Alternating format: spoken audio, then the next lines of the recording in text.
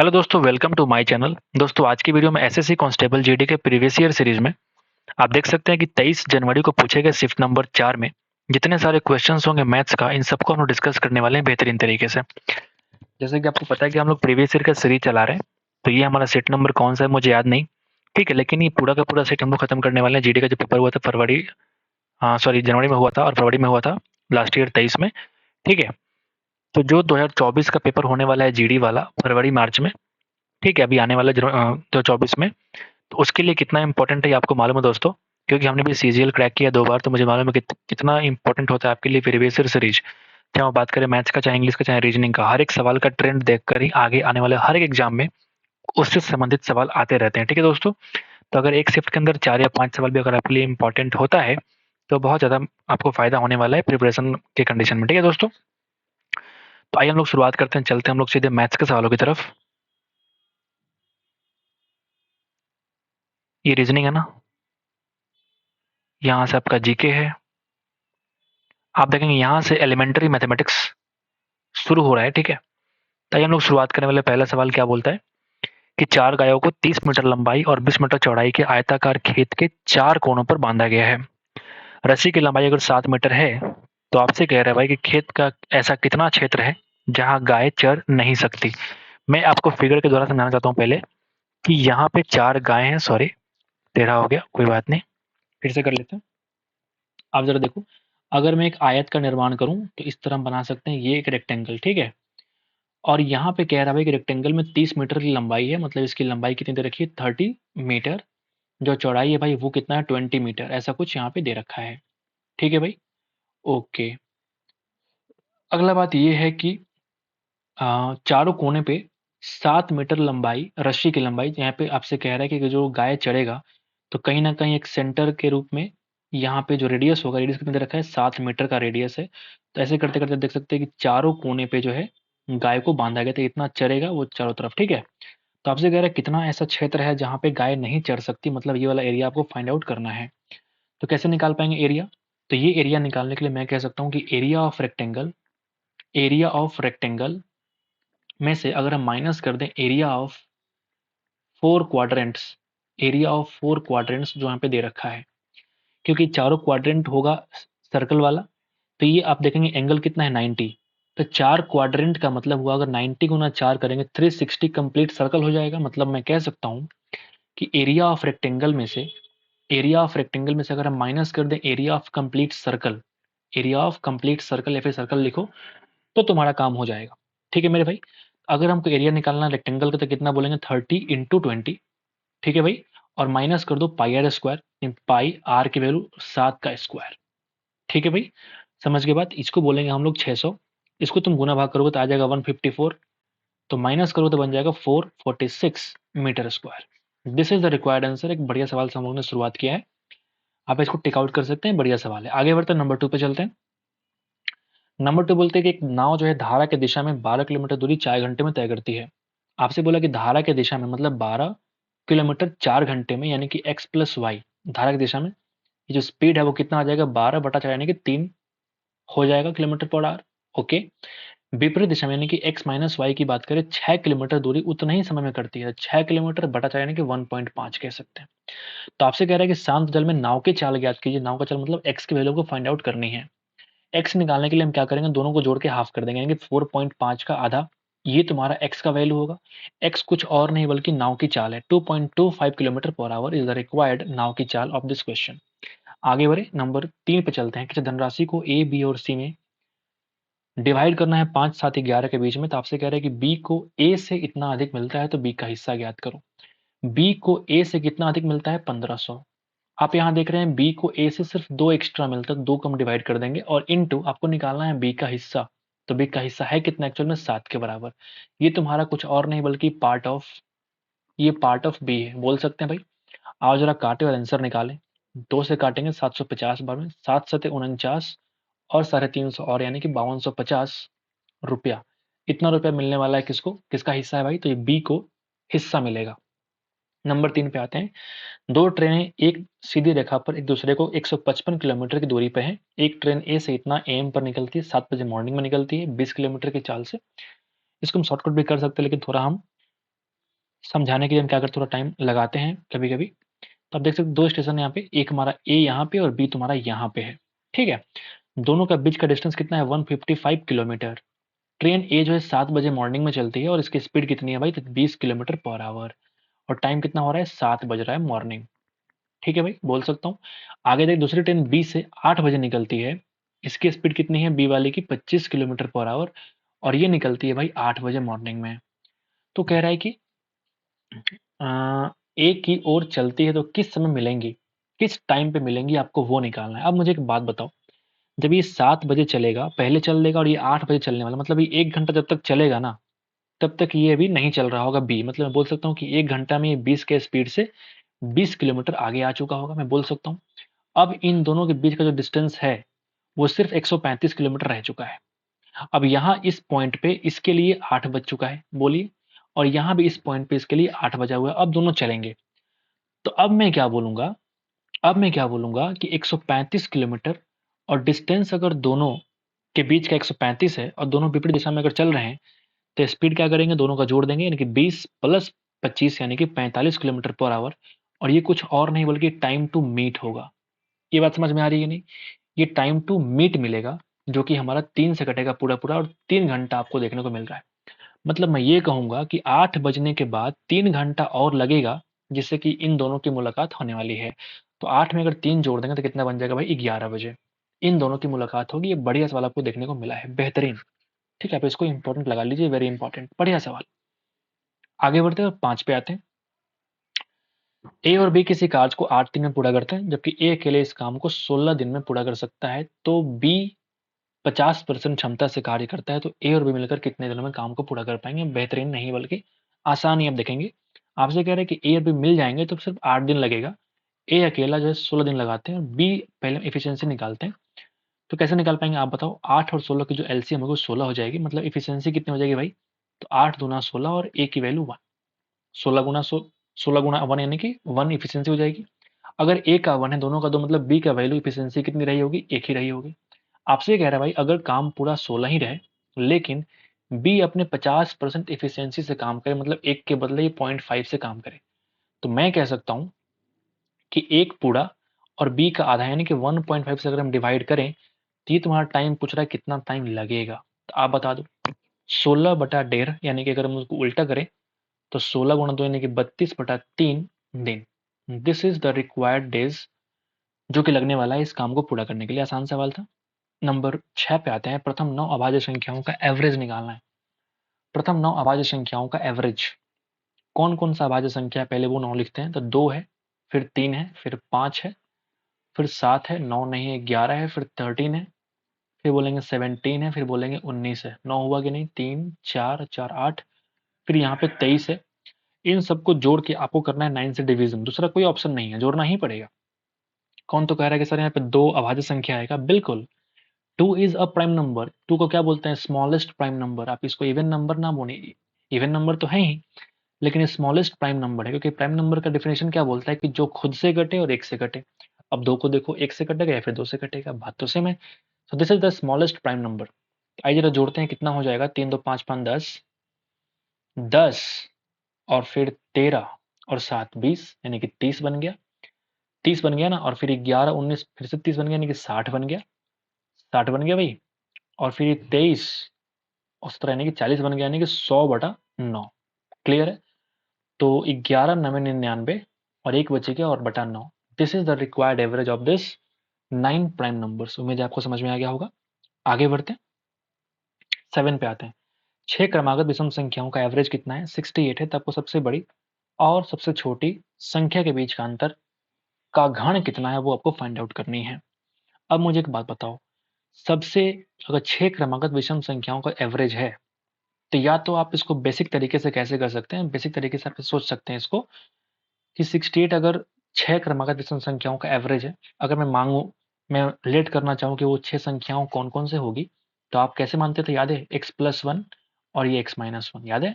फिर यहाँ पे x+3, फिर यहाँ पे x-3, फिर यहाँ पे x+5 और फिर यहाँ पे x-5। समझ में आ रही है। तो अब मुझे एक बात बताओ, या तो आप इसको पूरा लिखने के बाद, इस तरीके से पूरा लिखने के बाद आप बटा 6 करके, सबको जोड़ के बटा 6 करके औसत को 68 लिख के आप x की वैल्यू निकालो, और फिर x प्लस 5 की वैल्यू निकालो, फिर x माइनस 5 की वैल्यू निकालो, फिर उन दोनों का डिफरेंस निकालो। अब उससे बढ़िया है, आप देखोगे x मानने के साथ ही आप इसका आंसर निकाल सकते हो बिना किसी प्रॉब्लम के। कैसे? सबसे बड़ी और सबसे छोटी संख्या के बीच का अंतर निकालना है मेरे को। सबसे छोटी संख्या ये वाली है x माइनस 5, सबसे बड़ी संख्या आपका x प्लस 5 है। क्लियर है? तो क्या हम x plus 5 minus x minus 5 करके देखें क्या? देखते हैं कितना अंतर आता है। तो आप खुद ब खुद देखेंगे x से x कट जाएगा और माइनस इंटू माइनस बन जाएगा प्लस 5 यानी कि 10।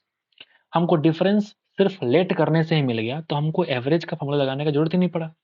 तो यहाँ पे हम क्या कर सकते हैं, चूंकि अंतर हमारा 10 है तो उसका मुझे घन निकालना है, यानी क्यूब निकालना है।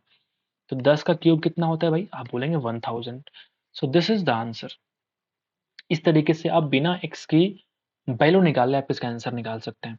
अच्छा, एक और तरीका है मेरे पास। जैसे आप बोलेंगे 68 अगर एवरेज है, तो 68 अगर एवरेज है तो कहीं ना कहीं विषम संख्या जो है 68 तो होता नहीं है, यानी इसका अगले वाला एक नंबर होगा 69, एक हमारा पहले वाला होगा यानी कि 67, एक ये नंबर होगा, क्योंकि इन दोनों का एवरेज भी तुम्हारा 68 होगा। फिर दोनों दो तरफ जोड़ो, 71 73, दो कम करो 65 और 63। आप चेक करके देखना, यही तुम्हारे पास 6 नंबर वो आने वाले हैं जो तुम्हारा ये कह रहा है। बड़ी से बड़ी संख्या तुम्हारा 73 हो गया और छोटी संख्या 63 हो गया। दोनों का डिफरेंस कितना था? आप बोलेंगे 10। 10 का आप क्यूब करो यानी कि 1000 इज द रिक्वायर्ड आंसर। जो भी आपको अच्छा लगे आप उसको फॉलो कर लीजिए। This is the best question. आगे बढ़ते हैं और 8 पे आते हैं। एक दुकानदार ने पाया कि उत्पाद का जो विक्रय मूल्य है वो क्रय मूल्य का 90% है। ठीक है, एक दुकानदार ने ये पाया कि जो विक्रय मूल्य है वो क्रय मूल्य का 90% है। ऐसा है क्या? क्रय मूल्य से कम विक्रय मूल्य है।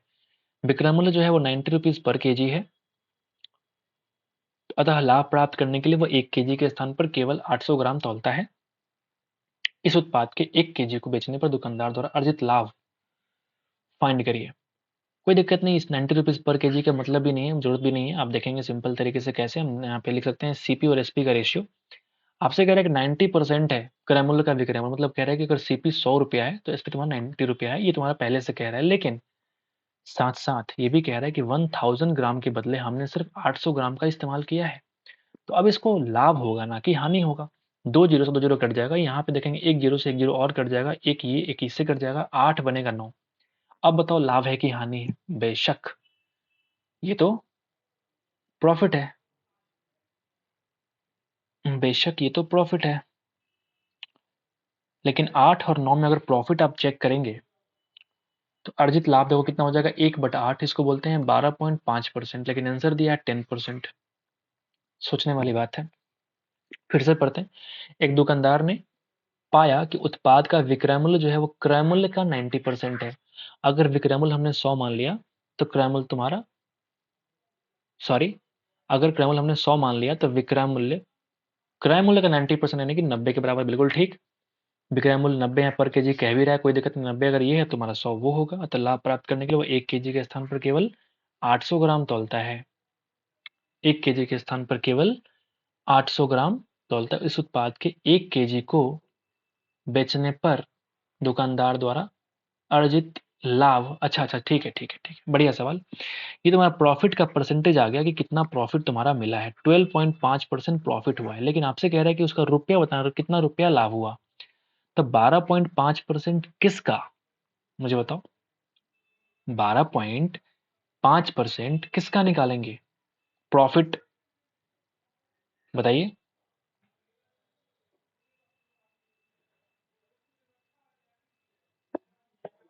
इस उत्पाद के 1 केजी को बेचने पर दुकानदार वाले अर्जित लाभ।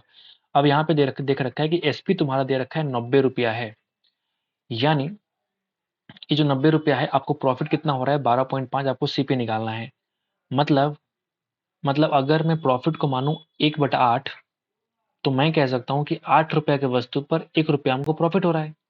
मतलब मैं कह सकता हूं कि एसपी की वैल्यू 9 के बराबर है। 90/9 हमको निकालना है क्रय मूल्य यानी कि 8 के बराबर, बोल सकता हूं। तो 9 से 9 कट गया यानी कि 80 रुपया हमारा क्या मिल गया, सीपी। अगर क्रैमल तुम्हारा 80 रुपया है और बेचा तुमने 90 रुपये में बेचा है तो कितने का प्रॉफिट हुआ? आपको 10 रुपये का प्रॉफिट हुआ। ये बढ़िया सवाल है, कंफ्यूज करने वाला सवाल है ये, कंफ्यूज करने वाला सवाल है ये, बढ़िया शिफ्ट है ये। मुझे लगा सिर्फ परसेंटेज पूछ रहा है कि लाभ का परसेंट क्या होगा, लेकिन नहीं, बल्कि यहाँ पे पूछ रहा है कि कितना रुपया आपको ज्ञात करना है, वो बताना है। तो यहाँ से अगर 12.5% की बात करें जो कि 1/8 के बराबर है, इसका मतलब ये हुआ कि 8 रुपया अगर क्रैमल है तो उस पर 1 रुपया आपको प्रॉफिट होगा। ये मतलब हुआ, यानी कि टोटल क्रैमल की वैल्यू 8 के बदले 9 में सेल करता है, मतलब 90 की वैल्यू 9 से तुलना करेंगे, 8 से गुना किया ना तो 80 निकल जाएगा, सिंपल, हम 1 से गुना करके प्रॉफिट भी निकाल सकते थे फटाफट। बढ़िया था ये। प्रियांक जो है सुसज्जित ना कि एक फ्लैट को 60 लाख रुपए में खरीदता है और सुसज्जित किया जाता है और अंततः इसे 12 लाख में सेल करता है, तो फ्लैट के कितना वृद्धि हुआ था आप बताओ? पूरा अगर काटेंगे तो 1 और 2 का रेशियो 1 बन गया, 2 के बराबर, मतलब कितना हो गया? दोगुना हो गया ना, मतलब कि 100% क्या हो गया? वृद्धि हो गया। बेहद ही आसान सवाल। दो संख्याओं का एचसीएफ और एलसीएम दे रखा है, तो आपसे कह रहा है कि एक संख्या दे रखी है, दो संख्याओं का मल्टीप्लीकेशन उसके एचसीएफ और एलसीएम के मल्टीप्लीकेशन के बराबर होता है। ठीक है भाई, तो आप बताओ 54 इंटू समथिंग, दूसरी को मान लिया हमने, 6 इंटू 3024, गुना कर लो, आंसर निकाल लो फिर। 6 नवे 54, ये 9 से कट जाएगा, 9 तिया 27, 3 2 9 तिया 27 और 5 4 9 छक 54, यानी कि बी की वैल्यू आ चुकी है 336 के बराबर। आगे बढ़े। रत्नेश ने एक बाइक को इतना में खरीदी और इतने में सेल कर दिया, तो आपसे कह रहा है बताओ रत्नेश को कितने परसेंट का हानि का सामना करना पड़ा। आप बताओ, अगर 3 शून्य से 3 शून्य काटेंगे और फिर काटेंगे 16:15 का रेशियो बनेगा, यानी कि 16 रुपया के वस्तु को 15 में सेल किया, यानी कि 1 का लॉस हुआ आउट ऑफ 16 इंटू 100%, ऐसा बोल सकते हैं। यानी कि अगर हम डिवाइड करेंगे तो बन जाएगा 25/4%, इसी को हम लोग बोलते हैं 6.25%, 6.25% इसको लॉस होता है। 12 नंबर पे आते हैं भाई कि अंकित मूल्य पर 15% की छूट के बाद लाभ जो है 5% है। अंकित मूल्य पर 5% की छूट के बाद लाभ 5% है, तो 8% का लाभ प्राप्त करने के लिए अंकित मूल्य पर कितने परसेंट की छूट होनी चाहिए? बढ़िया सवाल है। इस शिफ्ट के अंदर बढ़िया बढ़िया सवाल आपको देखने को मिल रहे हैं। ठीक है, तो हमने क्या किया, पहले एमपी मान लिया, यानी कि मार्क प्राइस मान लिया हमने 100 रुपये के बराबर है। 15% छूट दिया ना, तो एसपी कितना बन जाएगा हमारा? 85 रुपया। आपसे कह रहा है कि 5% लाभ कमा लिया, फिर भी इतना डिस्काउंट देने के बाद भी सेलिंग प्राइस में 5% की प्रॉफिट है, यानी कि सीपी कितना हो रहा होगा? तो 85 की तुलना 105 से मैं निकाल दूंगा 100 के बराबर, तुम्हारा सीपी आ रहा होगा। ठीक है, आपसे कह रहा है भाई कि 8% की लाभ प्राप्त करने के लिए अंकित मूल्य पर कितना परसेंट छूट देनी चाहिए आपको, वो दशमलव के एक स्थान तक पूर्णांकित निकालना है। तो पहले हम एक काम करते हैं भाई कि सीपी को एसपी के अंदर कन्वर्ट करते हैं। जब एसपी में हमको 8% का प्रॉफिट चाहिए हमको, ठीक है, तो सीपी हमारा कितना है? 85/105 इंटू 100 है। अब हमको चाहिए 8% का प्रॉफिट, यानी कि बटा 100 इंटू करेंगे 108। ठीक है भाई, अब यहाँ पे देखेंगे 100 से 100 खत्म हो जाएगा और यहाँ पे देखेंगे आप कि तुम्हारा 3 से कटेगा क्या? 5 6, 3 से भी कट रहे हैं, तो पहले हम 5 से काट लेंगे। 5 से काटेंगे बन जाएगा 17, ये बन जाएगा तुम्हारा 21। फिर अगर हम काटेंगे तो यहाँ बन जाएगा 3 सत्ते 21, ये बन जाएगा 3 से 3 तिरिके 9, 3 छक 18। ठीक है भाई, यानी कि 17 इंटू 36/7, ये तुम्हारा नया वाला सीपी, सॉरी एसपी, यानी कि सेलिंग प्राइस है। आपसे कह रहा है कितना डिस्काउंट देना पड़ेगा, यानी कि अगर तुम्हारा एमपी 100 है, आपने सेल किया 17 इंटू 36/7, गुना कर लेते हैं भाई, यानी कि अगर हम चेक करें या फिर हम डिवाइड भी करके इसका आंसर निकाल सकते हैं। कैसे? ये कितना बताओ? तो ये आप देखेंगे 36 या फिर 17 छक 102, कैरी हो गया 10, 17 तिया 51 और एक 10 कितना है कि 61/7, यानी कि 100 की वैल्यू को हमने कितने में सेल किया? 7 अठे 56, 5 2, 7 सते 49, 3, यानी कि पॉइंट लगाओ 30 बन गया, यानी कि 7 चौक 28, यानी लगभग अपने 100 रुपया के वस्तु को कितना में सेल किया? 87.4 में, यानी कितना आपने डिस्काउंट दिया? तो आप मुझे बताओ कितना डिस्काउंट बताओ? 12.4% का। क्लियर है? बहुत ही बढ़िया सवाल। 12.6 होगा ना, 12.6% का आपने डिस्काउंट दिया है। ये आपको बेहतरीन सवाल देखने को मिला है। ठीक है, आपको समझ में नहीं है दोबारा चेक करना, हमने बेहतरीन आपको सोल्यूशन दे दिया है। आगे बढ़ते हैं और 13 पे आते हैं भाई कि दो व्यक्ति पी और क्यू मिलकर किसी कार्य को करते हुए 18 दिनों के अंदर पूरा करते हैं। पी और क्यू मिलकर कार्य करते हुए किसी कार्य को 18 दिन के अंदर पूरा करते हैं। क्यू जो है अकेला इसे 36 दिन के अंदर कर सकता है। फिर कहते हैं क्यू ने कार्य करना आरंभ किया और 6 दिन के बाद उसने कार्य को छोड़ दिया। फिर सी ने शेष कार्य किया और अपने हाथ में लिया। शेष कार्य पूरा करने पी को कितने दिन लगेंगे, आपसे ये सवाल पूछ रहा है। बहुत ही बेसिक सवाल है। अगर हम इन दोनों का एलसीएम निकालेंगे कितना हो जाएगा भाई 36, और यही तुम्हारा टोटल वर्क है, टीडब्ल्यू है। ठीक है, तो अगर मुझे एफिशिएंसी निकालनी पड़े तो कितना बताया, 18 दूना 36 और 36 एकम 36। अगर क्यू 1 है, दोनों का अगर 2 है, तो पी की वैल्यू भी कितनी आएगी 1 के बराबर। आपसे कह रहा है क्यू ने सिर्फ 6 दिन काम किया, मतलब 1 गुना 6 यानी कि 6 काम किया सिर्फ। अभी भी काम कितना बाकी है, 36 माइनस 6 यानी कि 30। अब ये काम करेगा सिर्फ पी, एफिशिएंसी कितनी 1, टाइम निकाल दो आप, कितना लगेगा भाई 30 days. 30 days is the required answer जो कि आपको निकालना है। बढ़िया। एक विक्रेता ने एक पंखे के अंकित मूल्य पर 30% की डिस्काउंट की घोषणा करी। पंखे का विक्रय मूल्य अगर 2800 रुपया है, यानी विक्रय मूल्य 2800 रुपये, मतलब ये 70% की वैल्यू है, तो आपको निकालना है अंकित मूल्य की वैल्यू। नहीं निकाल पाएंगे, 7 चौक 28 यानी कि 4000 रुपया उसका मार्क प्राइस था। आगे बढ़ते हैं। दो उम्मीदवारों के बीच एक चुनाव में डाले गए मतों के 58% मत जो है प्राप्त करने वाला व्यक्ति 4032 मतों के बहुमत में निर्वाचित होता है। बोलेंगे अगर दो उम्मीदवार हैं भाई, तो एक हमारा विनर होगा, एक हमारा लूजर होगा। विनर है, एक हमारा लूजर है। अब मुझे एक बात बताओ, अगर विनर को 58% मत मिलता है तो लूजर को कितना मिलेगा 42%। इन दोनों का डिफरेंस कितना होगा, तो आप बोलेंगे 16%। इस 16% की वैल्यू कितनी है 4032, क्योंकि आपसे कह रहा है कि जीतने वाला व्यक्ति 4032 वोटों से लूजर को हराता है, यानी कि डिफरेंस कितना है दोनों का 16%। अगर हम काटेंगे तो 1% की वैल्यू मिलने वाली है। 16 दूना 32, 16 25, 16 दूना 32। ठीक है, यानी कि 1% की वैल्यू कितनी आ गई 252। आपको निकालना है 100% की वैल्यू। 2 जीरो इस साइड, तो 2 जीरो भी इस साइड भी लगा दो, तुम्हारा आंसर आ चुका है। 25200 is the answer.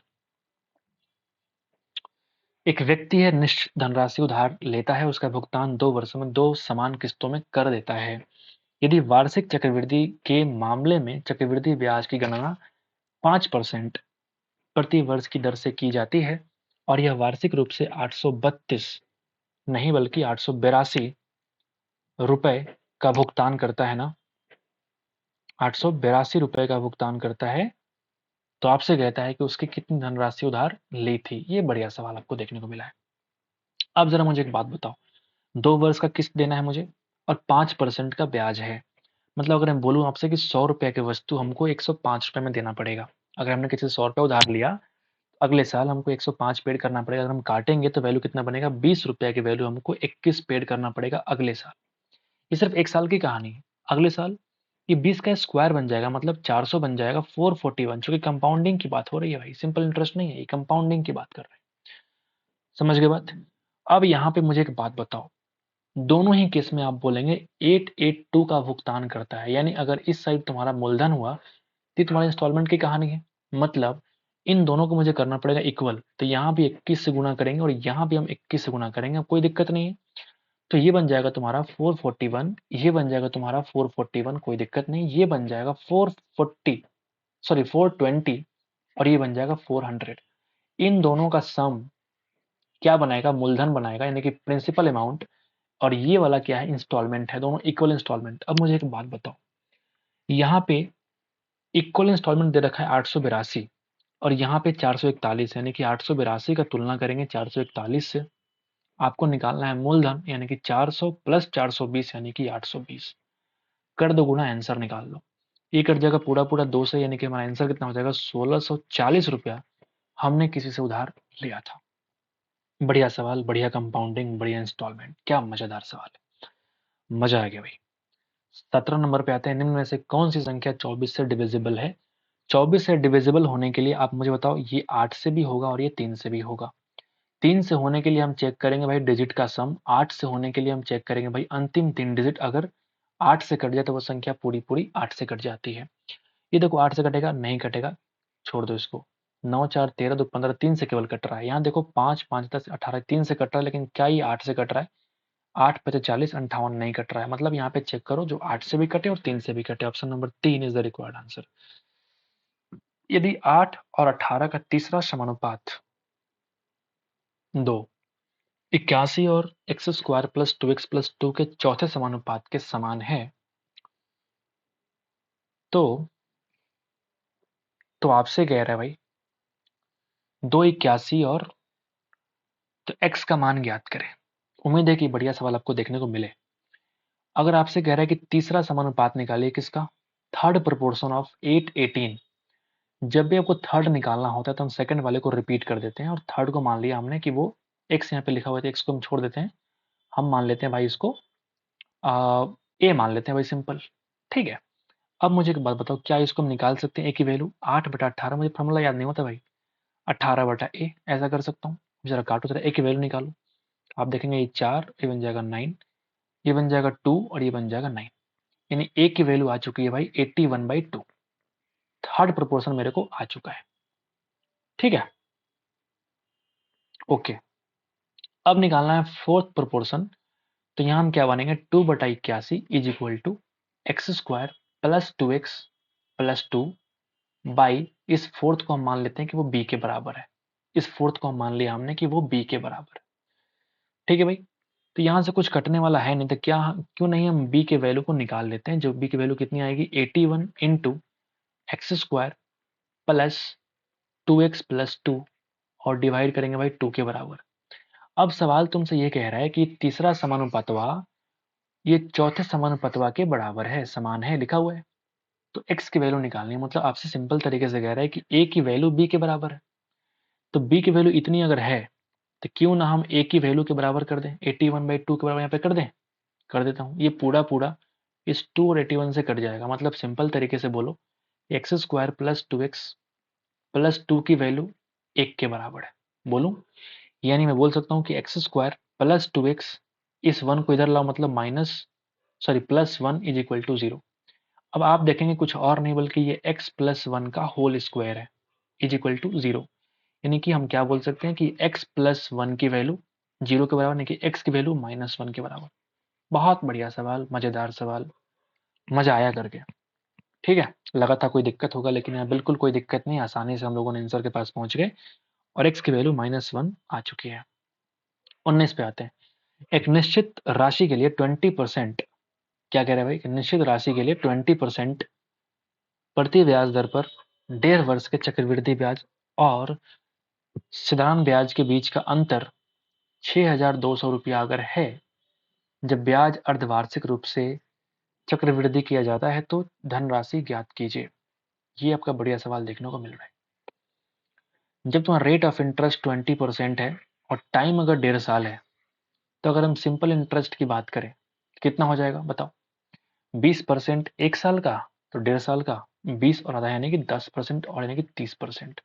Simple interest में कोई दिक्कत नहीं, आसान से हम लोग गुना भाग कर सकते हैं। लेकिन जब कंपाउंडिंग की बारी आती है भाई, जब कंपाउंडिंग की बारी आती है तो आधे साल में क्या होता है, उसको चक्रवृद्धि हम लोग अर्धवार्षिक रूप से उसका चक्रवृद्धि करते हैं। तो उस वाले केस में 1.5 वर्ष कितना बन जाएगा, 3 वर्ष के बराबर। क्यों? क्योंकि 6 महीने पे एक बार कंपाउंडिंग होगी, यानी 1.5 वर्ष 3 वर्ष के बराबर हो जाएगा।